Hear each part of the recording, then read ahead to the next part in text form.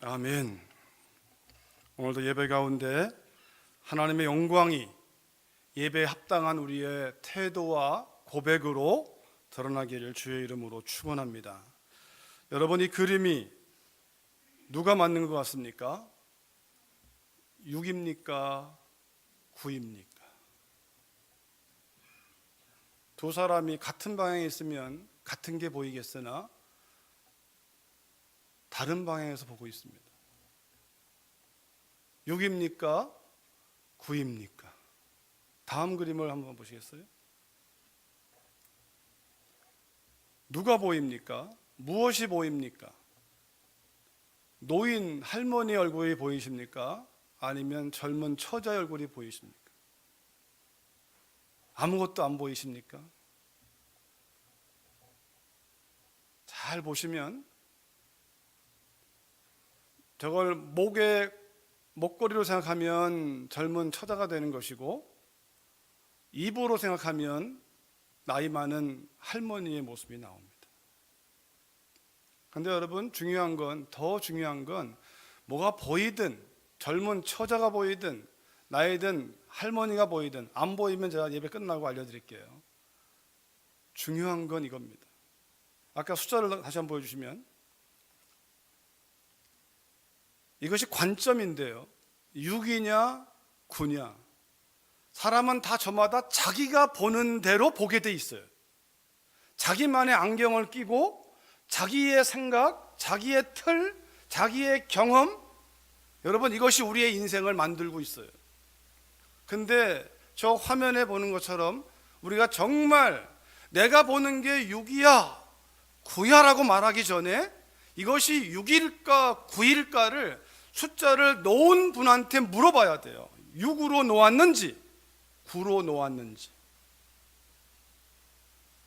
다음 그림에서 이것이 나이 많은 할머니인지 젊은 처녀인지 그렸는데 이렇게 보이는데, 중요한 건 화가가 누구를 그린 거냐라는 거예요. 내가 볼 때 노인이다, 내가 볼 때 젊은 여인이다. 근데 화가는 노인을 그렸다면 노인인 거예요. 젊은 여자처럼 보일 수는 있으나 노인을 그렸다라는 거예요. 관점입니다. 여러분, 이 두 가지의 화면에서 볼 수 있는 것처럼 중요한 것이 뭐냐면, 내가 맞다고 생각하면 안 됩니다. 진짜 맞는 것만 맞다고 얘기해야 돼요. 근데 진짜 맞는 건 누구냐면 그것을 만든 사람의 의도와 목적이에요. 그게 관점이에요. 여러분, 다음은 영상을 하나 더 볼 텐데요, 짧은 영상인데 이영표 형제의 고백입니다. 한번 잘 들어보세요. 형제의 고백이 담겨 있습니다.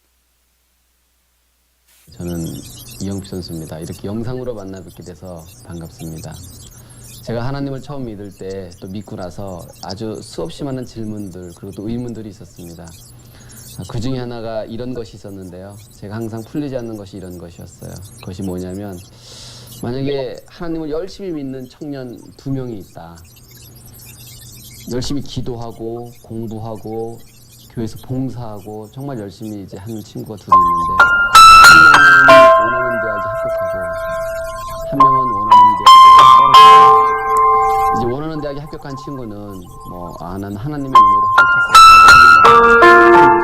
라고 하는 문제가 없어요. 경제적 문제가 안 되는데, 같이 열심히 기도하고 나아갔음에도 불구하고 원하는 대학에 합격하지 못한 그 한 명의 친구를 어떻게 바라봐야 하는 것인가, 또 어떤 위로를 해줘야 되는 것인가. 합격한 친구는 하나님께서 살아주고, 떨어진 친구는 합격한 친구보다 기도를 드린다. 그런 것이 아닐 텐데, 왜 누군가는 떨어지고 또 누군가는 합격하고 또 누군가는 어떤 성공에 우리는 그것을 자꾸 크리스찬으로서 근데 제가 시간이 지나고 보니까 이런 것들을 느낄 수 있었습니다. 어떤 사람들은 성공이라는 이름으로 인생을 시작합니다. 성공이라는 그 성공 때문에 실패로 끝나는 경우가 많이 있어요. 그런데 또 어떤 사람들은 실패라는 이름으로 인생을 시작하지만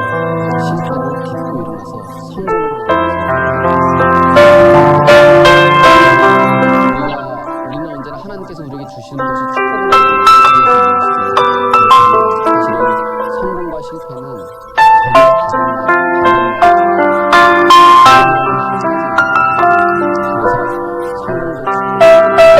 전혀 다른 어떤 사람이 성공으로 시작한 인생이 실패로 끝나고 실패로 시작한 인생이 성공으로 끝나고 한다면 사실은 성공이 성공이고 실패가 실패가 이것을 이해한다면 우리 인생은 지금으로서 끝나는 것이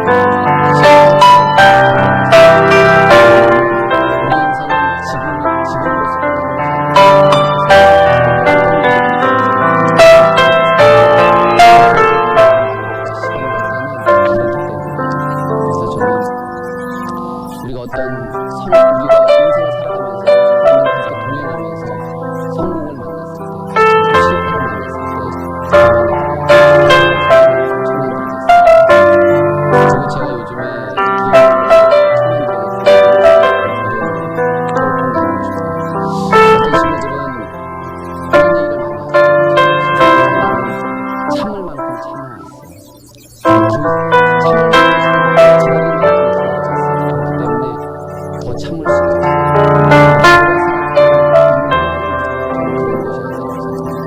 나도 참을 수 있고 상대도 참을 수 있고 우리 모두 다 참을 수 있다면 그것은 인내다. 진정한 인내는 더 이상 참을 수 없다라고 생각하는 순간 진정한 인내가 시작한다고 생각해요. 노력도 마찬가지예요. 노력할 만큼 했어요. 이제 더 이상 안 돼. 노력이 끝이 아니라 노력의 출발점이라고 생각해요. 나는 이제 더 이상 못해. 더 이상 할 수 없어. 라고 생각할 때가 노력의 시작이 되는 거죠. 여러분들이 지금 약간의 어려움도 있고 문제가 있습니다. 방금 제가 이야기했던 것처럼 실패가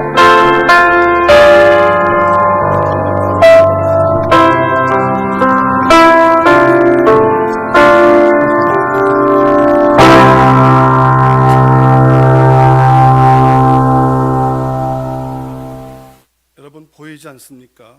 이 형제는 축구 선수로서의 삶보다 이후의 인생이 더 복될 것입니다. 빛날 것입니다. 저에게는 분명한 성공적인 관점이 가지고 있어요. 여러분 성공과 실패 그의 고백처럼 과정이거든요. 과정. 관점이 중요한 거예요. 관점이 성공이 뭐냐, 실패가 뭐냐에 대한 우리의 잘못된 개념, 사단의 속임수가 우리를 엉뚱한 인생으로 끌어가는 거예요. 사실 오늘은 본문 주님이 예고하신 죽음에 대한, 고난과 죽음에 대한 관점에 대한 측면에서 말씀을 진행할 때 여러분의 관점, 우리의 관점이 바뀌는, 성령께서 우리를 바꿔주시는 그런 시간 되었으면 좋겠습니다. 오늘 본문 짧은 구절이지만 세 종류의, 또 세 사람, 장로, 대제사장, 서기관, 오늘날로 말하면 목회자들이에요. 목회자들, 가장 종교적인 사람들, 베드로, 예수님, 이 세 그룹의 세 관점이 나오는데, 첫 번째가 오늘 본문 21절을 가만히 보시면 같이 읽겠습니다. 시작. 이때로부터 예수 그리스도께서 자기가 예루살렘에 올라가 장로들과 대제사장들과 서기관들에게 많은 고난을 받고 죽임을 당하고 제3일에 살아나야 할 것을 제자들에게 비로소 나타내시니, 이때로부터 중요해요. 이때로부터, 예수님이 그리스도라고 드러난 그때로부터, 이제야 뭔가 예수는 그리스도요, 너희는 나를 누구라고 하느냐, 당신은 그리스도입니다, 당신은 메시아입니다, 당신은 하나님이십니다. 그런데 예수님이 그때로부터 나는 많은 고난을 당하고 죽임을 당할 것이다. 이게 문제가 되는 거예요. 이것이요. 예수 그리스도께서, 그래서 고난과 죽음에 대한 첫 번째 관점, 장로, 대제사장, 서기관, 오늘로 말하면 종교적인 사람들, 가장 우두머리에 목사들이 있겠죠. 목회자들, 교회 안에 많은 직분자들, 먼저 믿은 사람들이라 할 수 있어요. 시간이 오래 지난 사람들, 교회 생활을 여러 해를 한 사람들, 이상한데 우리 안에, 목사인 저도 예외가 아니고 우리 안에 신앙생활이 오래 하면 살짝 변질되는 것이 뭐냐면요, 나는 행위로 구원받은 게 아니면서 자꾸 행위로 구원받는 것처럼 그렇게 진행을 시켜요. 인과응보예요. 저 사람이 사업이 안 되면 기도 안 해서, 그렇지, 예배 안 드리니까 안 될 수밖에 없지. 잘 되면, 안 되는 것도 그렇게 보지만 잘 되면 맞아, 저 사람 예배를 잘 드리는 사람이야. 여러분 이 말에 잘 보세요. 예배를 많이 드리니까 잘 될 수밖에 없고, 예배를 안 드리니까 안 될 수밖에 없고, 다 인과응보예요. 이게 말은 그럴싸한데 그 뿌리에는 결국 뭡니까? 내가 이렇게 해서 되는 것이고, 내가 이렇게 안 하니까 안 되는 것이고, 저 사람이 세리인 것은, 저 사람이 창녀로 살아가는 건 딱 선을 거놓고 너는 너, 나는 나, 저런 사람은 교회 오면 안 돼. 인과응보, 불가에서는 업보라고 말하죠. 업보. 이게 우리 안에 깔려 있어요. 우리 안에. 근데 신기하게 하나님의 은혜로 시작한 우리의 인생도 시간 지나다 보면 이게 이상하게 자기가 배운 틀에서 벗어나지 못해요. 자신의 경험과 자신의 체험과 자신이 자라온 환경의 틀을 벗어나지 못해요. 그걸로 판단하고 그것으로 결정져 버리고 그것으로 분리를 시켜버려요. 다시 말하면 예수가 그리스도라고 여기에 물음표를 던지는 거예요. 내가 그 사람 아버지를 아는데, 그 사람 목수 나사렛 출신인데, 내가 형제를 아는데 나사렛에서 무슨 선한 게 날 수 있겠느냐? 예수 그리스도? 그래서 저들은 명분이 있어요. 어떻게 사람이 자기를 하나님이라고 하느냐? 참나마도다. 신성모독죄로 죽여버려라. 명분이 있고 사람을 선동할 만한 근거가 돼요. 그것도 종교적으로 아주 멋있게. 그래서 마땅히 예수는 죽어야 된다고, 고난이 마땅하다고. 오늘 혹시 여러분과 제 안에 자신을 향해서나 타인을 향해서 고난받는 게 마땅해, 죽는 게 마땅해, 안 되는 게 마땅해, 잘 되는 게 마땅해 라는 관점을 버리시기 바라요. 그것은 복음이 아닙니다. 주님은 지금 그런 관점에서 십자가의 죽음을 말씀하는 것이 아니에요.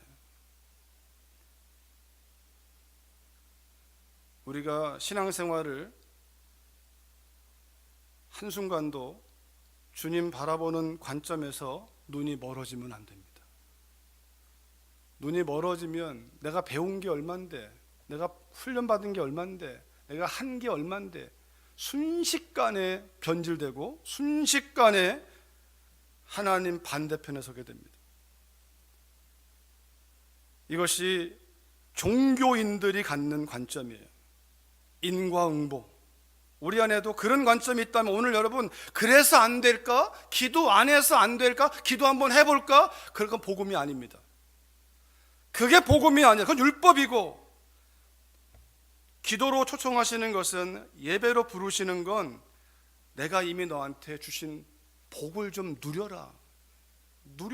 누리기 위해서 오라는 거예요, 여러분. 제가 예배 서두에도 말씀드리기를, 우리가 마치 발견하고 우리가 깨닫는 것처럼 보이지만 사실은 주님이 좀 봐라. 내가 너희 곁에 있음을 좀 봐라. 평생 내가 너와 함께 있을 것이다. 사망의 음침한 골짜기 지날 때도 좀 봐라. 거기에 내가 있다라는 거. 베드로 역시도 보이지 않습니다. 22절에 보니까요, 베드로는 제도화된 종교적인 특징을 가지고 있지 않으나 주님을 따르고 있는 가운데 있으나, 그러나 그 또한 자신의 생각의 틀에 갇혀버립니다. 22절 읽어보시면 같이 읽습니다. 시작. 베드로가 예수를 붙들고 항변하여 이르되 주여 그리 마옵소서. 이 일이 결코 주께 미치지 아니하리이다.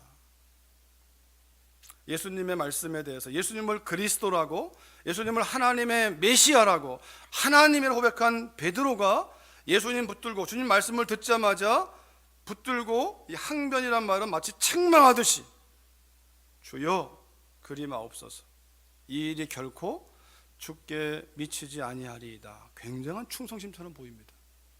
근데 여러분, 굉장히 교만한 겁니다. 왠지 아십니까? 베드로가 고백했잖아요. 당신은 메시아입니다. 하나님이십니다.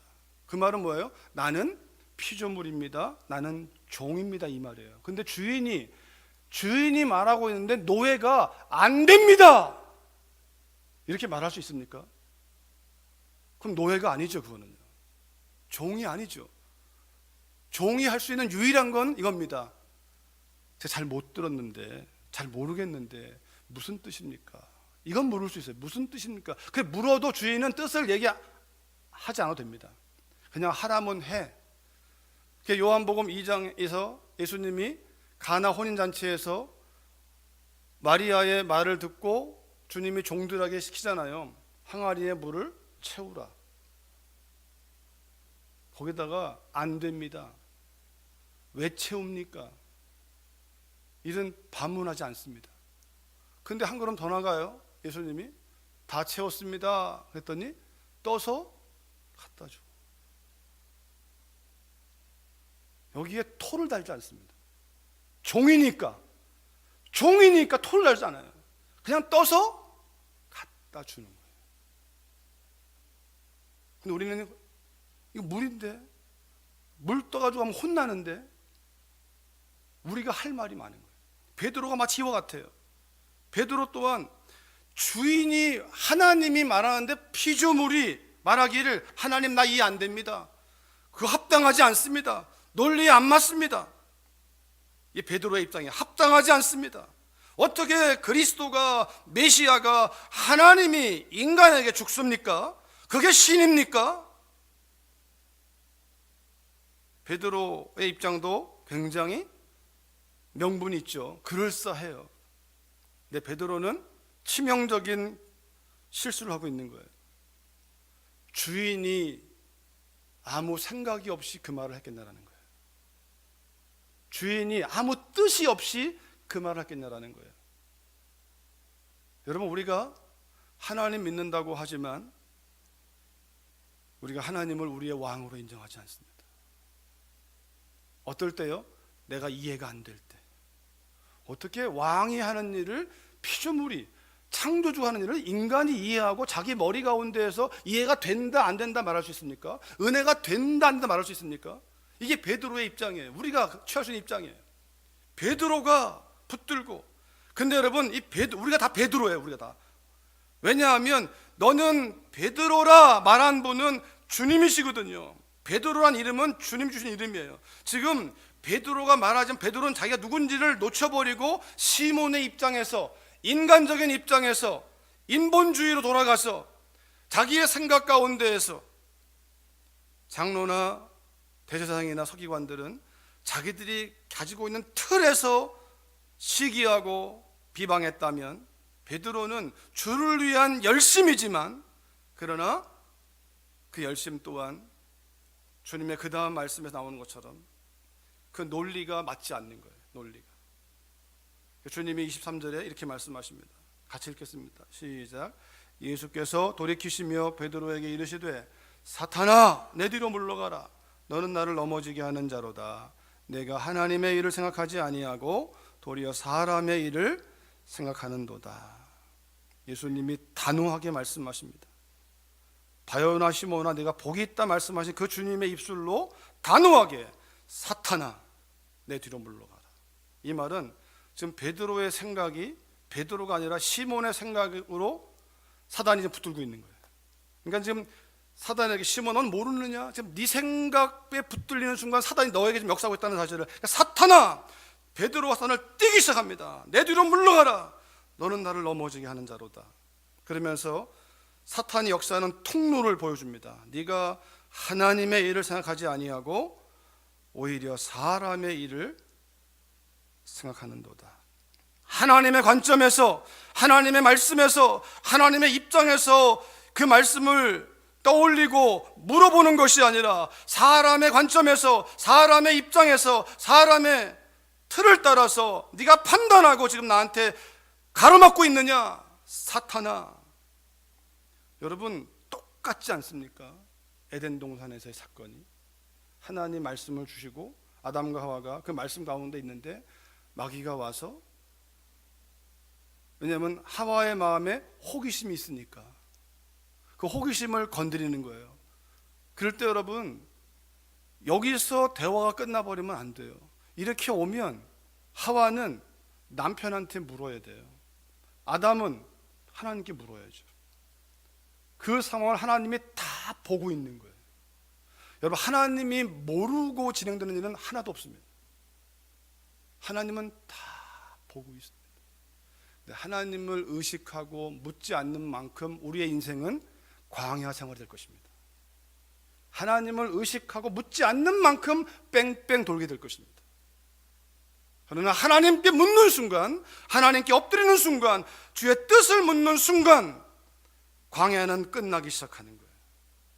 주의 뜻을 물으면, 주님은 고난과 죽음에 대해서 이러한 종교인들의 시기 때문에 죽는 것도 아니고, 베드로의 어리석음 죽는 것도 아니고, 그들이 못 지켜 죽는 것이 아니라 주님은 처음부터 죽으러 오신 거예요.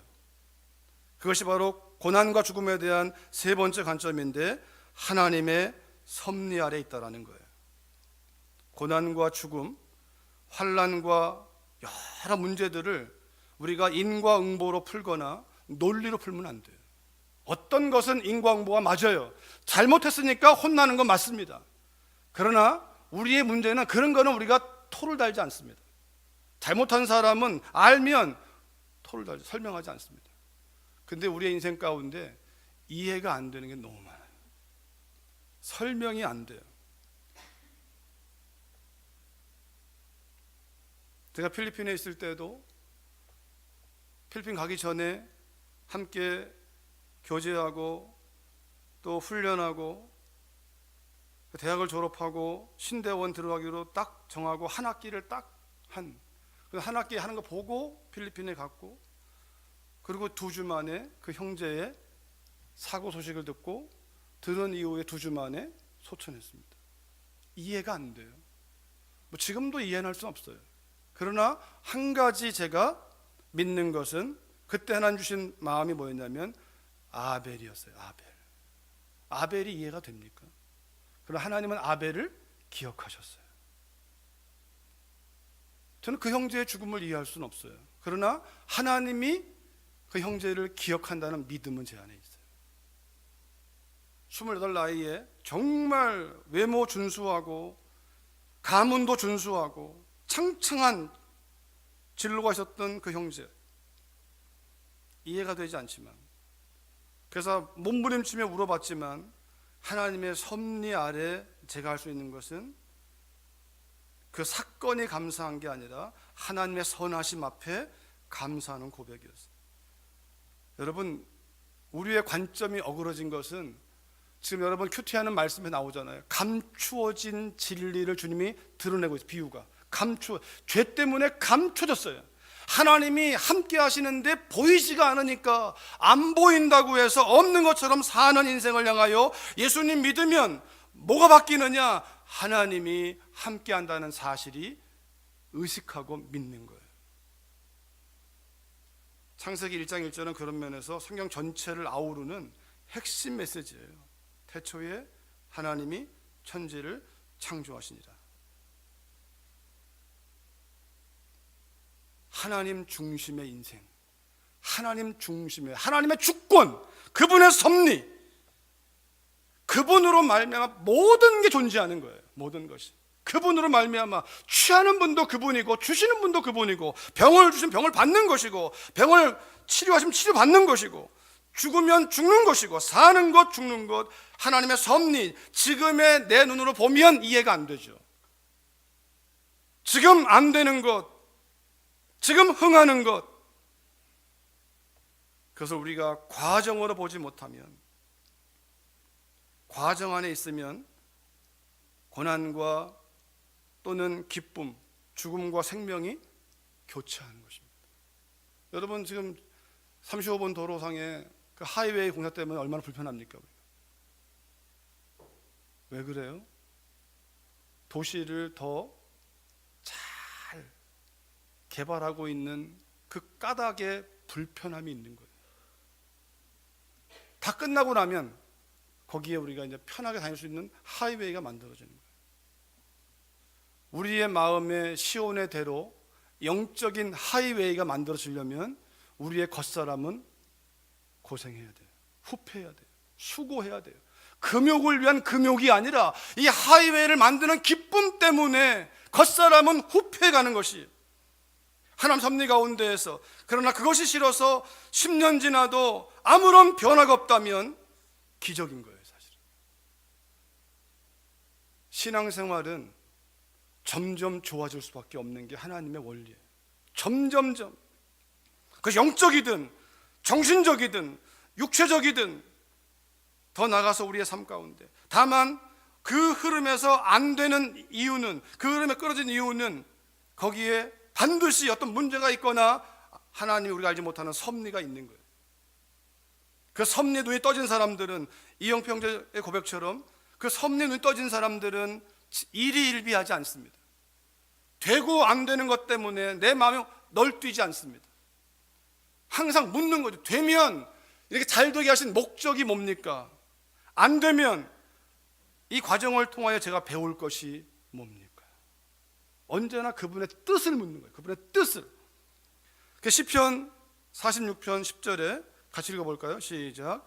이르시기를 너희는 가만히 있어 내가 하나님 됨을 알지어다. 여러분과 제가 얼마나 복받은 사람입니까? 하나님을 믿는 복이 얼마나 위대한 겁니까? 정말 하나님이 하나님 되시면 우리가 할 일은 가만히, 홍해를 가를 때 두려웠다고 뒤에는 오는 군대가 있는데 앞에는 홍해고, 하나님 말씀하잖아요. 가만히 있어 내가 하나님 됨을 알지어다. 모세야 손을 들어 내밀어라.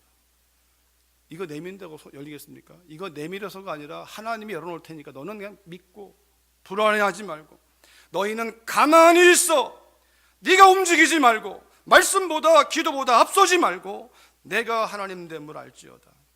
주님 말씀하세요. 요한복음 6장 38절에서 내가 하늘에서 내려온 것은 내 뜻을 행하려 함이 아니요 나를 보내신 이의 뜻을 행하려 함이니라.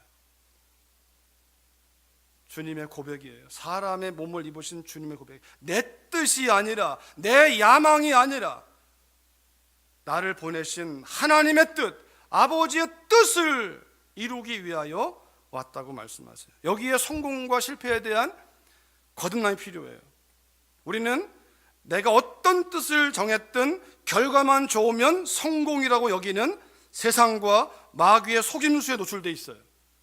동기가 어떠하든, 과정이 어떠하든 결과만 좋으면, 꽝 잡는 게 매일이지, 결과만 좋으면 성공이라고. 아니요, 교회는 그렇지 않습니다. 교회는 결과로 판단하지 않습니다. 교회는 동기와 과정을 봅니다.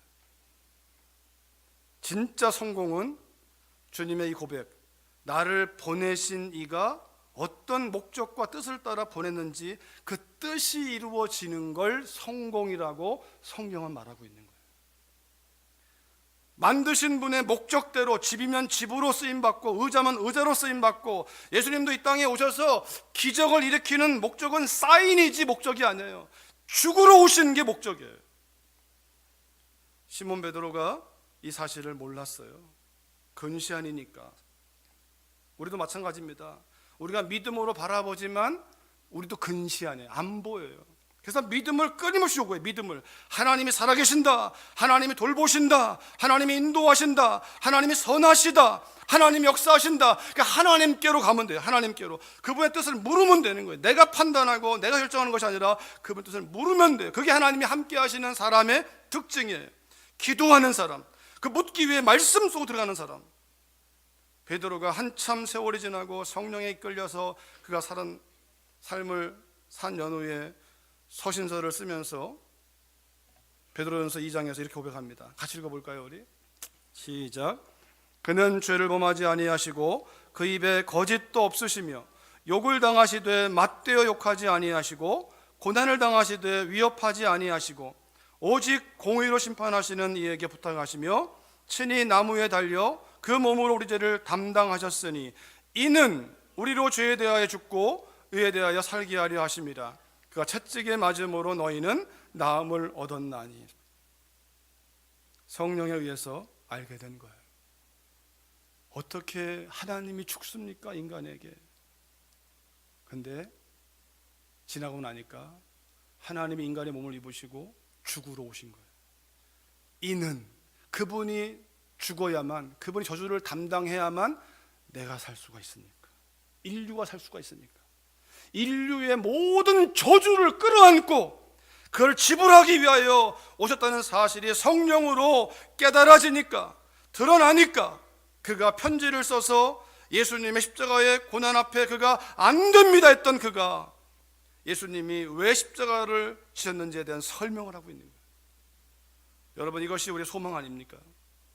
베드로와 같은 우리도 이런 때가 옵니다. 지금은 잘 알지 못하나 때로 넘어지고 쓰러지고, 그러나 하나님께서 포기하지 않고 그분이 하나님의 성령으로 끌어올리셔서 우리의 입술에서 이해가 되고, 아니 이해가 안 돼도 감사가 터져나오고, 그러게 여러분, 지금 오늘을 우리의 삶 가운데에서 이해가 안 되면 미리 감사하세요. 미리 감사하세요. 이해가 되면, 이해가 된 것은 여러분, 이해가 됐다는 건 내가 믿어지는 거니까 감사하세요. 미리 감사하든지 깨닫고 감사하든지 평생 감사. 하나님의 섭리를 인정하는 사람의 열매예요. 평생 감사. 평생 감사. 그래서 베드로는 그의 서신서 후서 3장 18절 마지막 장 마지막 절에 이 한마디로 끝냅니다. 같이 읽어볼까요? 시작. 오직 우리 주 곧 구주 예수 그리스도의 은혜와 그를 아는 지식에서 자라가라. 영광이 이제와 영원한 날까지 그에게 있을지어다. 주님 안에서 오직. 왜냐하면 오직이 아니라 99%가 되면 그 1%의 틈으로 마귀가 쑥 들어오는 거예요. 여러분, 내 생각은 죽어야 돼요. 다음 주에 말씀을 보겠지만 deny myself, 나는 죽어야 돼요. 내 생각은 죽어야 돼요. 그러면 내 생각을 죽이는 일은 주의 뜻을 묻는 거예요. 주님의 뜻은 무엇입니까? 그게 나를 죽이는 거예요. 나를 죽인다는 말은 주님의 뜻이 무엇입니까? 종의 입장을 내세워서 주인의 뜻을 묻는 거예요. 뜻을. 오직 우리 주님이 하나님 아버지 뜻을 묻고 순종하신 것처럼 그분을 통한 은혜, 그분을 알아가는 지식에서 그분과의 만남을 성령께서 인도하실 때 끊임없이 자라가라. 우리가 남기는 가장 좋은 열매, 예수 그리스도 그분입니다. 우리의 마음을 찢고 나와야 될 것, 바로 그분의 영이요 그분의 삶이 되어야 됩니다. 우리가 그렇게 살려고 노력하는 게 아니라 믿으면, 그분을 바라보면 그분이 우리를 통해서 그 일을 하시겠다는 거예요. 그렇게 히브리서 3장 1절에 같이 읽고 마치겠습니다. 같이 읽습니다. 시작. 그러므로 함께 하늘의 부르심을 받은 거룩한 형제들아, 우리가 믿는 도리의 사도이시며 대제사장이신 예수를 깊이 생각하라. 여러분과 제가 누구라고요? 하늘의 부르심 받은 거룩한 형제들아. 우리 옆 사람이 한번 얘기하세요. 당신은 하늘의 부르심 받은 거룩한 형제입니다. 우리가 하늘에 속한 사람이라. 그러니까 예수님을 깊이 생각하라. 이 찬양 부르시면서 우리의 마음을, 주님이 어떠한 분인지를 모르시는 분도 있을 텐데 가사를 보시고요, 금요일에 오셔서 배우신 분들은 그럼에도 불구하고 하나님은 사랑하십니다. 기회를 주십니다. 다시 역사하기 원하십니다. 마음속에 어려움이 있을 때, 마음속에 어려움이 있을 때, 마음속에 어려움이 있을 때 마음속에 어려움이 있을 때 주님 내게 먼저 오사 내 마음을 만지고 주님 앞에 나아올 수 없을 때 주님 앞에 나아올 수 없을 때 주님 앞에 나아올 수 없을 때 주님 날 먼저 안으시네. 그럼에도 불구하고 날 사랑하시는 내 하나님의 사랑은 나의 모든 걸 덮고 그럼에도 불구하고 날 안아주시는 내 하나님을 부를 때 아버지라 그럼에도 불구하고 날 사랑하시는 내 하나님의 사랑은 나의 모든 걸 덮고 그럼에도 불구하고 날 살아주시는 내 하나님을 부를 때 아버지라 부르죠. 두 손을 가슴에도 한번 우리 기도하겠습니다. 여러분, 오늘 다시 시작할 수 있습니다. 하나님의 섭리는 선한 것입니다. 하나님께로 오는 자는 다 누구든지 용서받는다고 말씀했습니다. 문 밖에서 주님이 두드리고 있습니다. 내가 지금 문 밖에 있구나. 주님을 웰컴하면 됩니다. 주님과 함께 있는 분들은 더 주님을 바라보시는 믿음으로 기도하시고 주님 밖에 있다라고 여기면서 그래서 안 됐는가? 그런 분들은 손을 내미시는 주님의 손길을 잡으시기 바랍니다. 믿음으로 잡으시기 바랍니다. 그 손을 잡아주기 원하시는 아버지의 마음을 잡기 바랍니다. 우리 같이 기도하시겠습니다. 살아계신 아버지 하나님, 그렇습니다. 아버지 우리의 심령을 살피시고 전심으로 주께 향하는 자를 하나님 찾고 계시고 나를 찾는 자가 나를 만날 것이고 나를 사랑하는 자가 이미 사랑하는 하나님의 마음을 경험할 것이라고 말씀했습니다. 우리가 먼저 주를 사랑하는 것이 아니라 주님이 우리를 먼저 사랑했다는 사실을 잊지 않게 하셔서 오늘 다시 주의 사랑을 힘입어 일어날 수 있도록, 앞으로 계속해서 나아갈 수 있도록, 믿음의 선한 싸움을 싸울 수 있도록, 이해가 되지 않는다에 낙심하고 주저앉지 아니하고 앞으로 나아갈 수 있도록 주님 바라보며 주님 의지하며 우리의 넘어지고 쓰러지고 좌절함에 불구하고 사랑해 주시고 안아주시는 주님 앞에 한 심령도 그냥 가지 아니하고 그 마음을 내어놓고 위로받는 은혜가 있도록 성령님 도와주시옵소서. 예수님의 이름으로 기도했습니다. 아멘.